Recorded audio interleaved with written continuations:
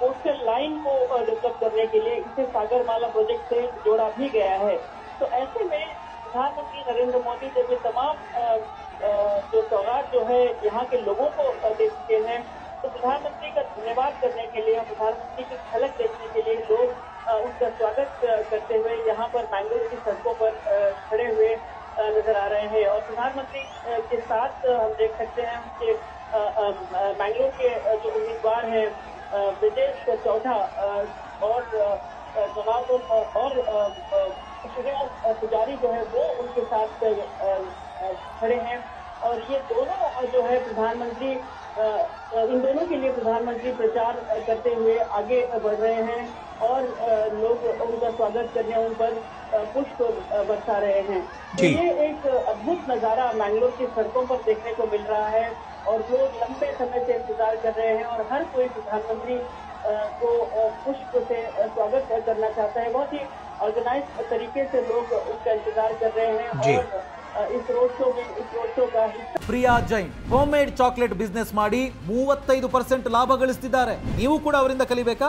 ಅವ್ರ ಜೊತೆ video call ನಲ್ಲಿ ಮಾತಾಡಬೇಕಾ? ಈಗಲೇ ಫ್ರೀಡಮ್ ಆಪ್ ಡೌನ್ಲೋಡ್ ಮಾಡಿ। जहाँ की मैंगलोर में एक इतिहास बनाते हुए नजर आ रहे हैं। बिल्कुल आयशा, कर्नाटक को दक्षिण भारत की राजनीति में बीजेपी के लिए प्रवेश द्वार भी माना जाता है। 2019 में भी हमने देखा 28 में से 25 सीटें, तो कहीं ना कहीं एक बड़ा ग्राफ तैयार करने की कोशिश और दक्षिण भारत में बीजेपी को और ज्यादा मजबूत अब की बार करती हुई नजर आएगी।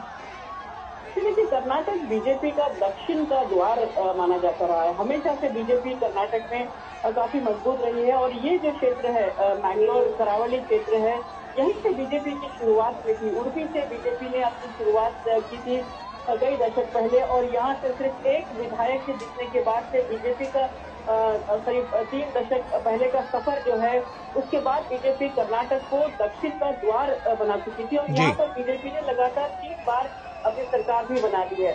और इस बार बीजेपी जो मौजूदा लोकसभा है उसमें बीजेपी के 28 में से 25 सीटें बीजेपी के पास है और मैंगलोर वो क्षेत्र है जहाँ से बीजेपी हमेशा से 1991 से जीतती आई है। और प्रधानमंत्री जब दक्षिण भारत की बात कर रहे हैं, दक्षिण पर फोकस है, जब दक्षिण भारत में करीब 129 सीटें हैं, उनमें से देखा जाए तो 28 सीटें जो है बीजेपी ये मानकर चल रही है कि जो लक्ष्य बीजेपी ने रखा है 28 सीटों का, ये 28 सीटों पर बीजेपी जीत हासिल कर लेगी।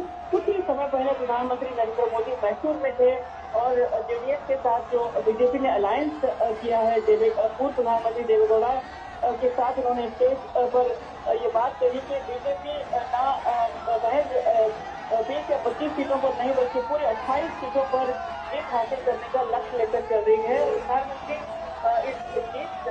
प्रधानमंत्री ने लोगों को ये बताया कि ये जीत इसलिए जरूरी है क्योंकि जो विजन उन्होंने तैयार किया है 2047 का, उसके लिए एक एक सीट को जोड़ना, एक एक सीट बीजेपी के खाते में जोड़ना और जो बीजेपी का नारा है अब की बार 400 पार, इसको पूरा करने के लिए बेहद जरूरी है। तो बीजेपी का दक्षिण का द्वार कर्नाटक है और कर्नाटक में मैंगलोर जो है, करावली जो कोस्टल इलाका है, ये बीजेपी का बहुत ही मजबूत गढ़ है।